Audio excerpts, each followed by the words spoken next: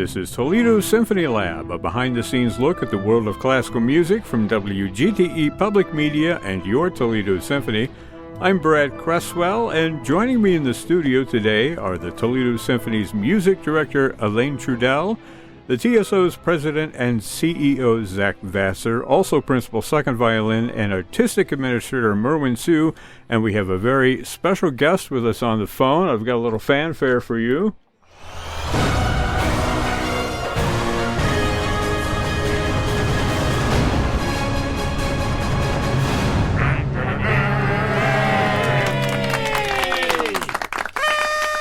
Yeah, so like the cherry on top, we have to put that little party horn in there.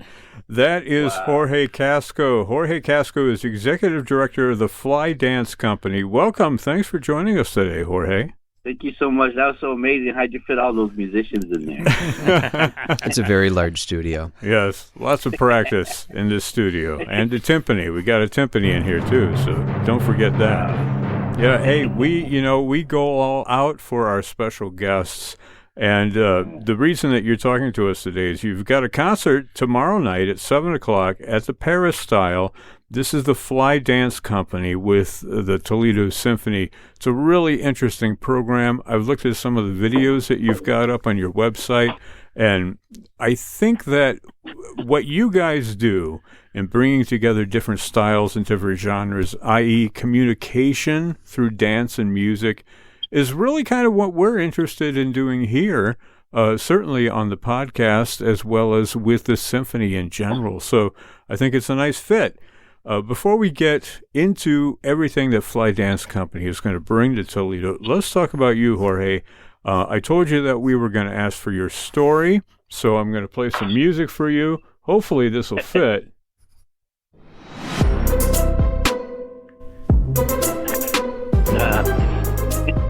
Okay, well, that's it. You're stuck with it. So, time for your story. You got about 3 minutes here to tell your story. 3 minutes or less. My story starts as a kid. Born in Los Angeles, California, moved to Texas. Started kind of playing drums at the age of 4 with my family. My dad's a musician, big family. Moved to Texas. I started hanging out with some kids, started breakdancing, and I hear some music coming from this amphitheater. We're at a park, and I hear some classical music. And I was like, what is this? So I walk up the hill, and I hear Claire de Lune, you know? And I see a guy on a skateboard going across the stage. And I was like, what is this? And I hear the roar of the audience. And that's the first time that I see Fly. I'm 14 years old. And I tell myself, one day I'm going to be in that group. The groups of guys that I was breakdancing with at the time, we're just breakdancing at clubs and, underground events. And I never knew that you could do this for a hobby, or actually professionally, I didn't grow up going to the theater or anything like that. So as I'm standing there, I hear the roar of the audience. These kids are just like at the edge of their seats. And I'm like, one day I'm going to be in that group. By the time I was 17, I was performing and touring with Fly. And here we are. Yay! That's amazing. So you joined the group later. How did you get yourself from not being a member of Fly Dance Company to being the executive director of the company? I mean, you must have sort of a vision as to where you want to go with the group, yeah? Yeah, I mean, at an early age, I think that moment when I was a kid, right, kind of planted that seed in me. And, it took me 4, 5, 6, years after that, after trial and error of trying to kind of connecting with the group. And I was a part of the first touring group, the first group that started touring internationally as well. And I kind of worked my way up. Literally, I tell people that I started off as the janitor and worked my way up as the executive director. Because, I did everything, folding costumes, loading bags, and then started helping out, choreography, and then just doing my part as a performer, and then going off stage, and then calling the show, and just kind of, I worked every part that you can think of to kind of get to where I'm at today, And my vision for Fly is just to be able to continue to plant those seeds in these kids, just just the same impact that happened with me at a young age. That's what we want to do, continue and and just inspire these kids to kind of believe in themselves, no matter what backgrounds they come from, whether they come from a big family, whether they're the only ones, whether they're in the inner city or in the suburbs. Everybody wants to be loved and everybody wants to succeed, So our own path is our own path, but if we can help them along the way and, open these doors, it might be through dance, it might be through art, it might be through hip hop, it might be through symphonic music, whatever it is that they can use as a tool for them to succeed. Now, you use, I know, pre-recorded music for some of your shows, but then you have like the live shows that you do, and you've been performing with some symphony orchestras in the past. So how does that work? Is it like symphonic classical music and then you dance to it? And what is the style of dance that you bring to that music? Can you talk a little bit about that relationship? Yeah, for the symphonic shows is basically what we're trying to do is bridge the gap, right? So we're trying to introduce classical music or symphonic music to a more younger audience with the street dance, and then kind of introduce street dance to an audience that's kind of more might be used to going to the ballet, right, or seeing musicals or what have you. So for us, I think that classical music is powerful, and the artistic director Kathy Wood, who founded the group, when she started working with street dancers, that she found out that the music was so powerful and the movement was so powerful that it probably would work, and when she didn't, she put a piece of I think Antonio Vivaldi, and she took these street dancers and left them with their baggy clothes but threw like a tuxedo coat over them, and it was just like an instant hit, and it's just, that piece was called Out of Context. So it's just taking something that opposites attract in a sense, but at the same time you find out that a lot of the times we think that we have more differences than we do similarities, and when you start peeling the layers, we're all the same, and that's kind of what it comes down to. I want to see Elaine at the next concert that you conduct, you wearing your baggy dance pants along with your formal top, right? Definitely. Do I hear $100? $150. We'll pick up a collection. I have to say, this is like one of my favorite guest interviews, like one of my favorite since we started the podcast. I'm like, every word, Jorge, you're saying. Yeah, we're writing it all down. Oh, I love it. I know, it's fantastic. What kind of feedback do you get then from kids who say are interested in the street dancing, sort of the hip hop genre, that side of the equation? What do you get from them as far as how much they enjoyed the performance and how much they want to dive into this? Well, it's a mix. There's some kids that don't say nothing and they're just dancing in the aisles the whole show, right? Wow. There's parents that come up to us that are like, I didn't know what to expect, and this is amazing. There's kids that come up to us that are like, what did we just see? I hear this music in cartoons, or I hear this type of music in movies, and there's even like, I tell the parents, it's like, hip hop has been sampling classical music and symphonic music for a number of years. A lot of producers do it. A lot of artists have done it in the past, in the 90s. So it's always been at the core of it, especially with when it comes to producing. But I think the main thing is when these students see a representation of themselves on that stage, right? When the community could come out and see, hey, the musicians look like us, the performers look like us, the conductors, the staff, it's just the same. It's the same feeling when you are watching a movie, you see actors. It's just like when the arts represents the community, right? And to take it a step further, it's really not even about that. It's just more about the movement. It's more about making people feel happy, right? And especially everything that we've gone through as a society, to be on that stage and be able to put smiles on people's faces, and they can kind of start looking beyond the costumes, beyond the color of our skin, and just see that, we're all in this together. We were all affected equally. Why not come to the show see something that's different. And sometimes difference, be something different is good, People don't like change, but sometimes change is for the better. And when we're standing there united as one under one roof, under one sound, let's say, right? Or a collective, a bunch of sounds together, from the sneakers screeching on the floor, people moving in their seats and clapping to the, it's like it's one thing, right? And we're there just, for peace and love, and just to let people know that at the end of the day, this movement is going to keep you at the edge of your seat. We're there together as one, and just pushing the artistry forward, and putting smiles on people's faces. I'm going to pull out that applause button several times during the course of the interview. Is there any way that we can get Jorge into the educational department here? Oh, absolutely, yeah. Toledo Symphony, yeah. Jorge, I love everything that you're saying. One question I have for you, though, is when you think about all the different types of classical music, does some style or dance of classical music, maybe even the color of the notes, does it lend itself to hip hop more than others? I can't act like that. I'm so versed in classical music because I'm not. I know our founder and Kathy is a little bit more versed for us. Yeah. So we saying different types of classical music. I really wouldn't know where to begin. All I know is that some of the music that we choose for us is more powerful than others. It's just kind of what moves you in the studio, Yeah. Mm-hmm. I know Kathy has gone through, tons of music to where she'll play something and she's like, this is a great piece of music, but it's just not moving us, right? Mm-hmm. Yeah. You know what I mean? So I really don't know how to answer that other than whatever the feeling that we get, It's really funny because I was talking with Alain about the program that you guys are doing, and we were looking at some of these pieces, and some of these pieces are just like a perfect fit. They're like, oh, well, this is going to be great.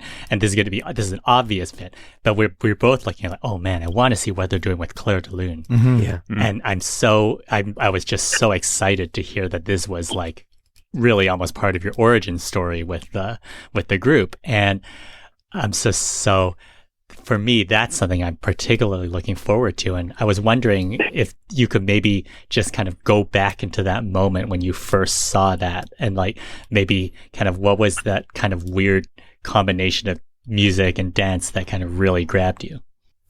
I think for me, it literally stopped me in my tracks because I remember literally like I'm walking up the hill and I hear this piece of classical music. I'm used to hip hop and like grew up in a Latin household and old school R&B, Marvin Gaye and, Tito Puente, salsa music, Celia Cruz and, a lot of old school R&B and stuff. And I remember walking up and I've heard the music before, but not this particular song, I know of it, but I really didn't know. Like I said, we used to kind of like just listen to this and Bugs Bunny and stuff like that, right?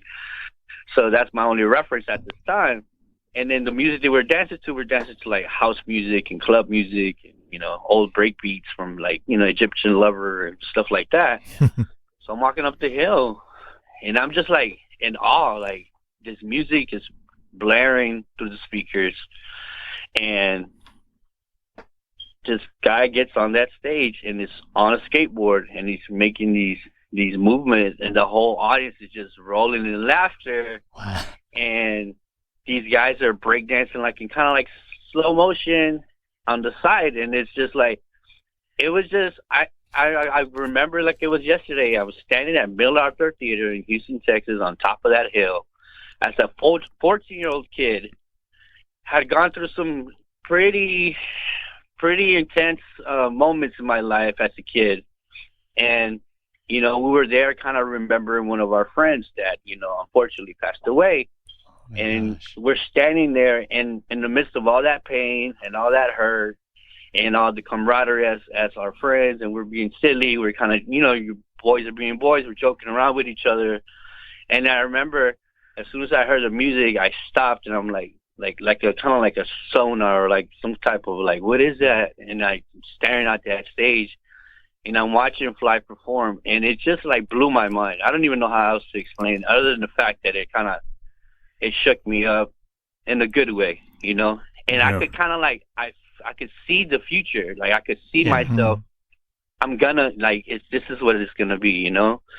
And that piece of music for me is so important to me because I know that there's, you know, going to be a bunch of Jorge's in the audience. There's going to be a bunch of Merwins in the audience. That I doubt.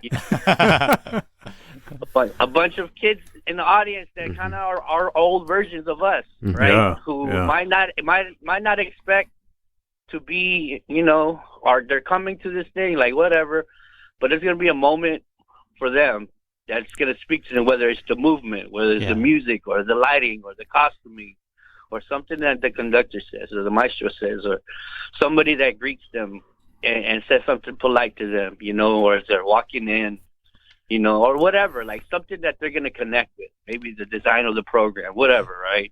Because, you know, kids, I didn't think that I was going to walk up on that hill and have this piece of classical music talk to me, but it did. You know, and if it wasn't for the performing arts in that moment and, you know, everything that makes these performances possible to us, that's why these things are important to us. These moments are important to us, you know. And I just want to thank you guys for everything that you guys do because you're impacting the youth, whether you know it or not, whether you've thought about it in this way or not.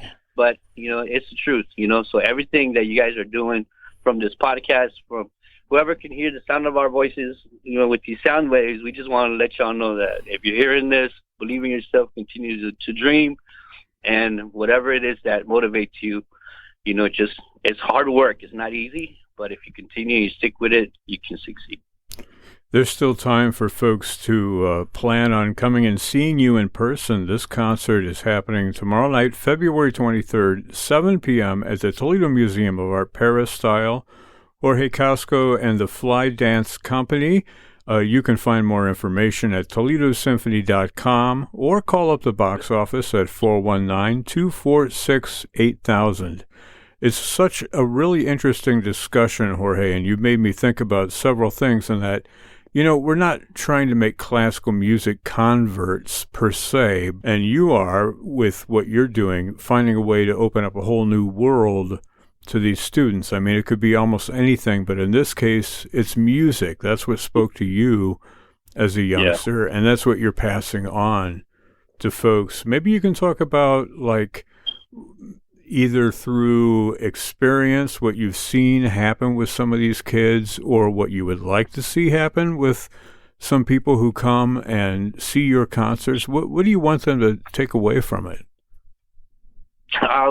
What I want the audience to take away with is that at the same time as they're walking in and as they're sitting, you know, as they're watching the performance, we want them to just be happy, to enjoy the movement, to sit there and just kind of let everything go. You know, there's so much pressure as a kids or families. You know, you're going to the theater to kind of escape. So we want them to escape in the movement. We want them to have a good time, and then we just want them to kind of understand that the bottom line is that even though the street dance might be from the neighborhoods and the classical music might seem that it's maybe so far away, right? We want to bridge the gap, and we want to bring both worlds and just let people know that we have more things alike than we do differences, you know.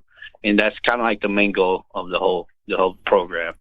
But at our show, you're going to laugh, you're going to have a good time, you're going to enjoy ourselves, you know, and when you peel the layers, that's what it's about. But at the show, you know, it's just straight movement at the edge of your seats. You're going to see lots of spins, lots of flips, lots of turns, lots of twists, and you're going to have a really good time. So I know that it's maybe asking this question is like asking somebody to choose a favorite kid or something, but is there like a particular moment of this program that you're looking forward to? Is there one that you're like, oh yeah, this always gets people excited, or this is something that you really love to perform? Yeah, it's a bit. It's really not even a dance. It's a bit that we do called Trading Places, where we trade places with the maestro makes music with the dancers, and then the symphony dances. And we have a little trick up our sleeve where we make the audience the symphony dance. Super simple, and that's always a hit. And I love it because you can never predict exactly what the maestro or the conductor is going to do. You know, what he or she may do or what they may do. So it's always interesting. and then it's always a hit with the audience, and Cool. it's just depending on how loud the audience is going to go. So that's always fun. Do you tell them, the performers and the conductor, that you're going to do that ahead of time? Hopefully. We mentioned it in the early meeting, and then we reassure them that it's not gonna, they're not gonna be out there spinning on their heads, obviously. Yeah, it's not like they're not gonna be asked to lay down on a bed of nails and have a hammer smashed over them, right? Right, Elaine? That's what they usually think it's gonna be something intricate. It's super simple, and then at the end they're like, "Oh, okay, yeah, that wasn't that bad." And then they spin on their heads. Yes, exactly. Well, I do want to get to a quiz that I put together for all of you, and this is a multiple category quiz. Not only is it multiple choice, but it's multiple categories. So there are 3 different categories to these questions. The first category is classical, the second is hip-hop, and the third is street dance. So if you know all about all 3 of those topics, then you're in good shape. If you're like me and you sort of know only one of the topics, then you might have to do a little quick dance, right? Okay. So I've got these in a random order, and I'll tell you what the category is before I tell you what the question is. Let me pull up some music for us. Now, this is kind of like, tell me if you're playing this tomorrow.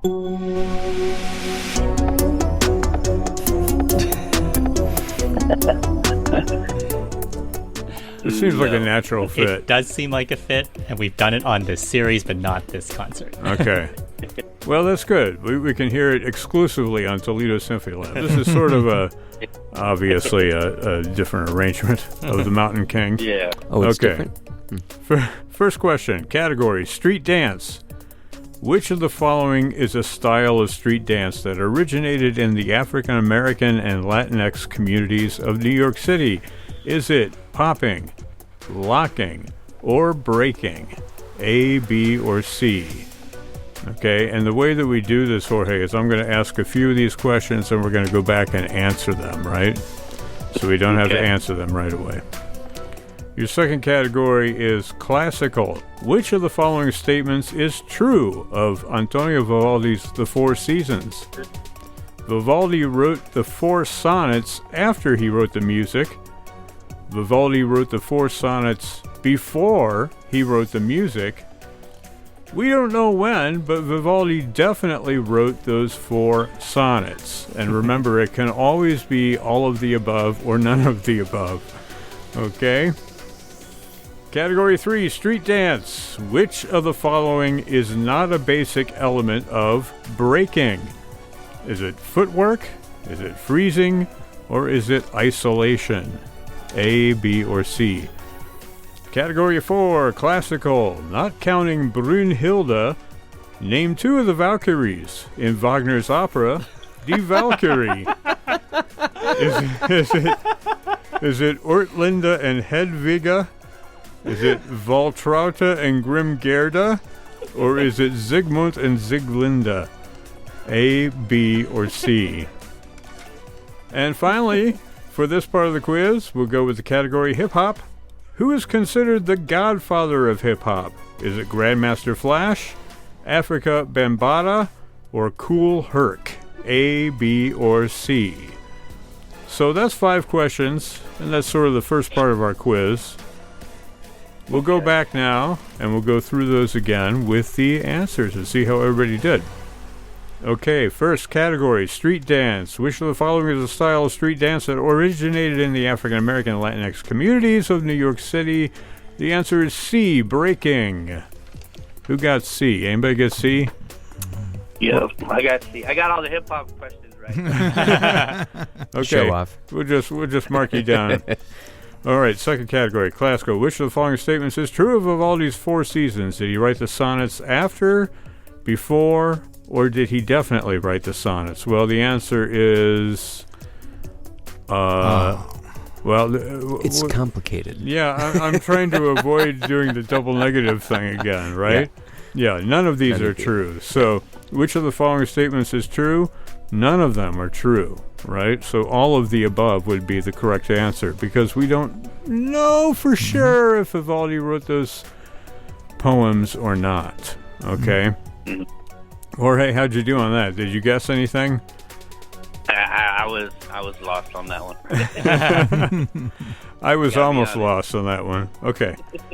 Category, street dance. Which of the following is not a basic element of breaking? Is it footwork, freezing, or isolation? The answer is C, isolation. Yeah. Yay. Jorge, you got that, right?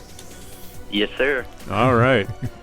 Classical. Number 4, not counting Brunhilde. 2 of the Valkyries in Wagner's opera Die Walküre, which means the Valkyrie, are, was it Ortlinde and Hedwige, Waltraute and Grimgerda, or Sigmund und Sieglinde? The answer is B, Waltraute and Grimgerda. Okay. Sorry, that was You guys total, all right over there? It was a total guess. Yeah. It was a 1 out of 3. We got Well, it. Sigmund helped, right? 'Cause he's- Yeah. That's they're obviously they're brother and sister in the opera, who also have a romantic relationship. So if you haven't seen the opera yet, you know. Spoiler alert. Come on, man. Yeah, Yeah. jeez, come on. I'm only through the first act. Jorge, that'll be the next thing. No, nobody stays for the second act. You know that, right? They've had too many martinis by then. All the good music is in the first act. Okay. Who is considered the godfather of hip-hop? Grandmaster Flash, Africa Bambaataa, or Kool Herc? Who wants Kool to Herc. answer? Kool Herc is the godfather of hip-hop. C. Did anybody else get C? Oh, Elaine raised his hand. He got C. Okay, well, we're going to give it to you, Jorge. Definitely. Awesome. You are the winner of the first part of the quiz. Let me bring in some... Definitely for you. Well, I've learned a lot about congratulations. street dance and Wagner operas. Well, I have more questions. You mean I get to learn more? I have 12 questions in total, including, and I also have extra credit questions. So, you know, there's time for Okay. more quiz. Ooh. There's time for Keep more it quiz. coming. But let's talk a little bit first and kind of break it up a little bit. Now, this concert is happening tomorrow night. If folks don't already know, it's at the Paris Style at 7 o'clock p.m., which is a little bit earlier than your regular style. It's a weeknight. Yeah. Now, how did this originate? I mean, somebody at the symphony or involved with the symphony had to get turned on to Fly Dance Company. How did that happen? I ran into Randy Chaplin from Chaplin Entertainment at a booking conference in New York, and we were at this time they have these annual. They have Western Arts Alliance. They have APAP in New York. So a lot of these acts and a lot of these theaters, they go to these conferences to kind of fill their season. And in one of those seasons, or one of those years, we were supposed to be on a different floor, and ended up in with the booth right across from Mr. Randy Chaplin. And the whole time, his booth is busy, our booth is busy. Fly's been around since '95, so we have a good name. We've been around for about 25 years. So we're standing there, and presenters are coming by. Hey, we loved you guys in Idaho. We loved you in Alaska. We loved you in DC. So he's kind of like listening, and he's looking at our material, and our guys are in tuxedos with tails, like doing these flips and like on the posters and stuff. And he's like, I love this. Like, what do you guys do? We're like, oh, we break dance to classical music. And it's like a light bulb went off in his head. He's like, come here. He starts telling me about what he does and how he puts groups with symphonic orchestras, and and that's kind of how we sparked conversation, and then here we are. Well, specifically, Merlin, what's your side of the story? Well, I think there's always a lot of trust that you build within relationships in the field, and this is kind of how the sausage gets made a little bit. Is you kind of when you're trying to find something that's a little bit different, a little outside the box, you talk to people that you trust, and you go, hey, what was really special? Mm-hmm.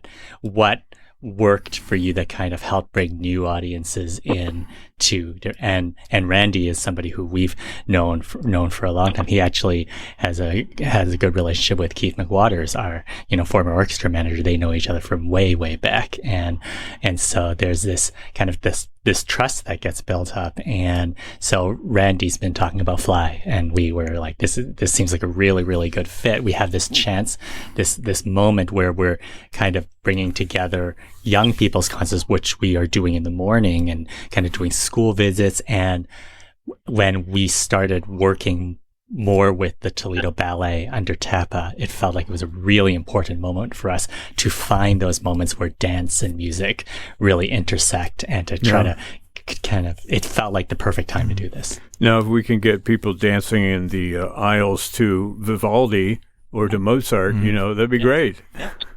Absolutely. You already let us carry our wine in there. You should definitely let us dance in between. One leads to the other. Yes. Right. In that Clearly order. dancing to wine. That's what in that order. Yeah. You guys ready for a few more quiz questions? Should we try that out again? All right. Okay, here we go. Let me pull up the music again. All right. Category is street dance. Who is credited with inventing the breakdance move known as the windmill? Was it Crazy Legs, Ken Swift, or Mr. Freeze? A, B, or C? Crazy Legs is my new nickname, right? Okay. Category 7. Again, street dance. Which of the following is not a basic element of hip-hop dance? Is not a part of hip-hop? Is it locking, breaking, or crumping? A, B, or C? Next category, hip-hop. Who released the 1994 hit single Gin and Juice? Was it Tupac Shakur? Was it Notorious B.I.G. or was it Snoop Dogg? A, B, or C? Category 9, classical music. Which composer actually called for a loaded shotgun to be fired multiple times in one of his symphonies? Was it Leopold Mozart? Was it Wolfgang Mozart? Or was it Carl Maria von Weber? A, B, or C? Category hip-hop. What is the name of the music and dance genre that originated in New Orleans in the late 1990s and involves call and response vocals and energetic bounce-inspired dance moves? Is it crumping? Is it bounce? Or is it jukin'? Wow. Okay. Category hip-hop. What is the name of the DJ credited with developing the technique of scratching records? That's kind of ubiquitous now. Was it DJ Kool Herc? Was it Grandmaster Flash? Or was it Africa Bambaataa? Okay, A, B, or C? Who invented scratching the record? Okay. Category classical. Which of these composers went deaf? Ludwig van Beethoven, Gabriel Fauré, or Ray Vaughan Williams? A, B, C, or D, or E? Okay. Let's go back now, because I'm going to save the extra credit for the very end. Going back, category street dance. Who is credited with inventing the breakdance move known as the windmill? It was Ken Swift. It was actually Crazy Legs, unless I got it wrong. I actually thought it was Pete Townsend. Yeah, it was Pete Townsend. Oh. Okay, we're going to give that one to Jorge anyway. All right. Category street dance. Well, you know what? From what I hear, it was him. But I think Crazy Legs might have made it. Now, let's say if you hear this, Mr. Crazy Legs or Mr. Ken Swift, it's no disrespect. I'm just saying from what we heard, it was Ken Swift. But I think Crazy Legs might have made it popular in the actual movie. Okay. Excellent. I'm glad we solved that. All right. Street dance. Oh, I already did that one. No, wait. Which 7. of the following is not a basic element of hip-hop? Okay. Is it locking, breaking, or crumping? The answer I got was crumping. Yeah. So, Mr. Locking and Mr. Breaking, if you're hearing me now, I take no responsibility for the accuracy of these answers. Okay, category hip-hop. Who released Gin and Juice? 1994 hit single. That was Snoop Dogg. Mm-hmm. Snoop. Yep. Yeah. That made me happy. I was like, I'm not going to be shut out entirely. I saw you bouncing in your chair over there. That one I knew. Yeah. Did anybody else get Snoop Dogg? Oh, yeah. I think Elaine's like 8 for 8. Totally. Classical music. Which composer won a loaded shotgun in one of his symphonies? The answer is Leopold Mozart. Nice. Leopold Mozart wrote a hunting symphony for 4 horns and shotgun in G major. The shotgun is not in G major. The symphony is in G major. How do you tune a shotgun? How do you? The same way you tune a fish. Yeah. Okay. All right. So Leopold Mozart. That was. How did you do on that, Jorge? Did you choose or did you get lost on that one? I thought you were talking about a rap artist, and then you switched it on me with a classical music. Hey, that's what we do here at Symphony Lab. Good curveball. All right. Hip hop. What is the name of the music and dance genre that originated in New Orleans in the late 1990s, involves call and response vocals and energetic bounce-inspired dance moves? Is it crumping, bounce, or jukin'? The answer is boing, bounce. Yeah, it's bounce. A, B, or C. It was B. Anybody else get that? From the C, so I was like, bounce. It's in the name. So yeah. Just bouncing around like Tigger in Winnie the Pooh, which is public domain now. You guys could do a whole, Winnie the Pooh extravaganza on stage. We just have to get the right. Could. Yeah. Did anybody else get that Winnie the Pooh or whatever it was, bounce? Elaine got it, of course. Can we call Elaine Winnie the Pooh from now on, please? Elaine the Pooh. Elaine the Pooh. Not touching that one. Okay, category hip-hop. What is the name of the DJ credited with developing the technique of scratching records? The answer was B, Grandmaster Flash, right? Yeah, you got that. Which one of these composers went deaf? It's a trick question. The answer is all of the above. Beethoven, Fauré, and Vaughan Williams, they all went deaf. I mean, it was very, chic to go deaf back in the day. But you had, if you were a composer, you did one of two things. You either studied law to become a lawyer, or you went deaf, right? Yeah. So most deaf. Yeah. Oh. Did you get that? Took a minute for me to get that. Okay, I do have an extra credit question here, and whoever wins this extra credit question wins the quiz, okay? So in 2010, the British street dance group Diversity collaborated with which British orchestra for a special performance? Was it the London Philharmonic Orchestra, was it the Royal Philharmonic Orchestra, or was it the BBC Symphony Orchestra? A, B, or C? Okay? While you think of it, get a little music there. Anybody have a guess? You're guessing C. C is incorrect. I'll go with Royal Philharmonic then. Okay, you agree with Merwin, Jorge? I'm lost here, so yeah, okay, I'll go with Merwin on that one.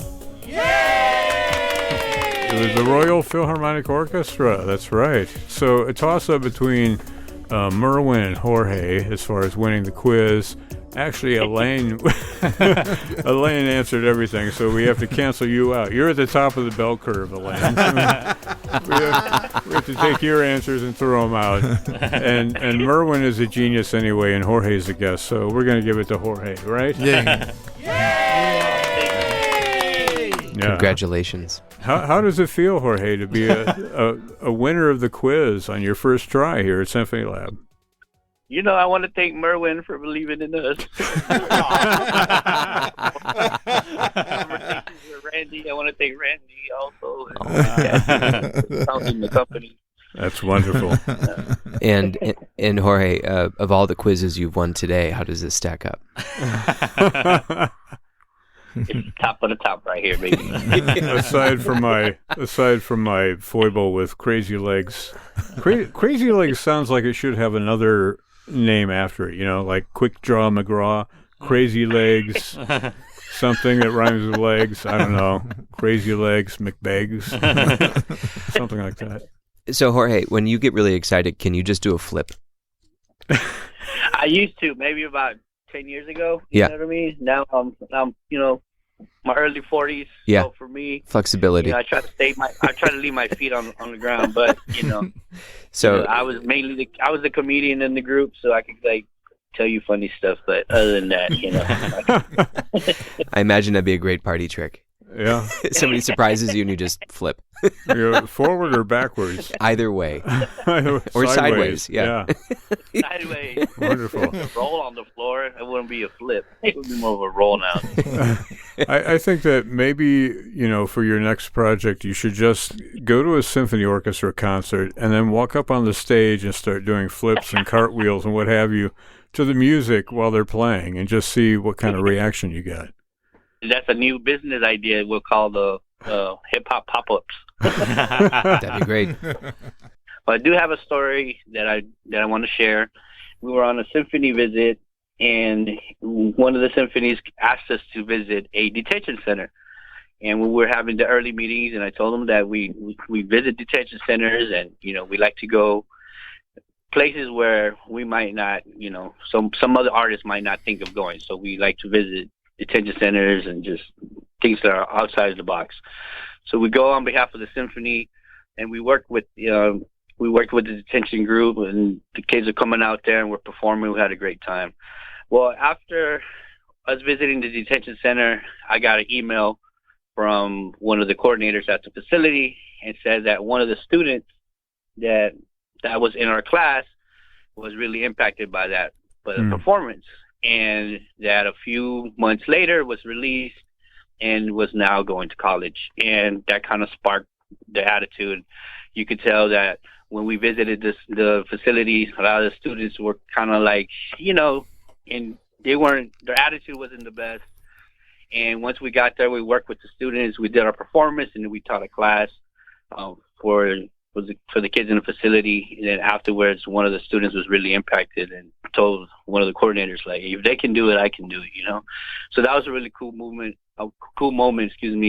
and we found out later that he enrolled in college and is going to university. So that was pretty impressive to hear that a small workshop, kind of turned into this kid's life turning around, And then I'm living proof too, because, I was a kid kind of lost until I saw Fly, and it kind of inspired me, and here we are, inspiring the youth. And a lot of the guys that are performing with us, at one point were in our after-school program, and we've trained them and moved them up little by little, and now they're performing for you guys on Saturday.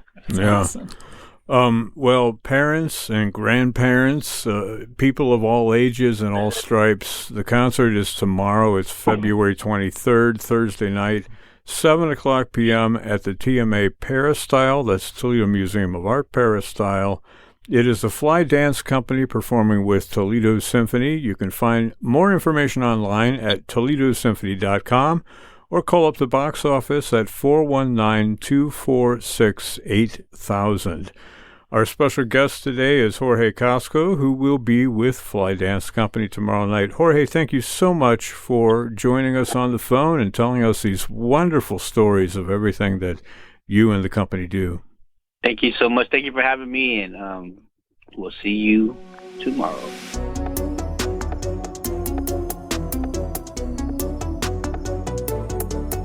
This program is a production of WGTE Public Media in collaboration with our sponsor, the Toledo Symphony, with generous support from the Rita Barber Kern Foundation. You can download episodes as a podcast by going to our website at wgte.org/lab. You can also subscribe to us through your podcast app of choice, including Apple, Google, and Spotify podcasts. And don't forget to check out all the upcoming events at the Symphony by visiting their website at toledosymphony.com and their various social media outlets on Facebook, Instagram, and Twitter. You can find the TSO streaming platform online at stream.artstoledo.com. My thanks to Elaine Trudell, Zach Vassar, Merwin Sue, and a special thanks once again to our phone guest, Jorge Casco. I'm Brad Cresswell. You've been listening to Toledo Symphony Lab from FM 91.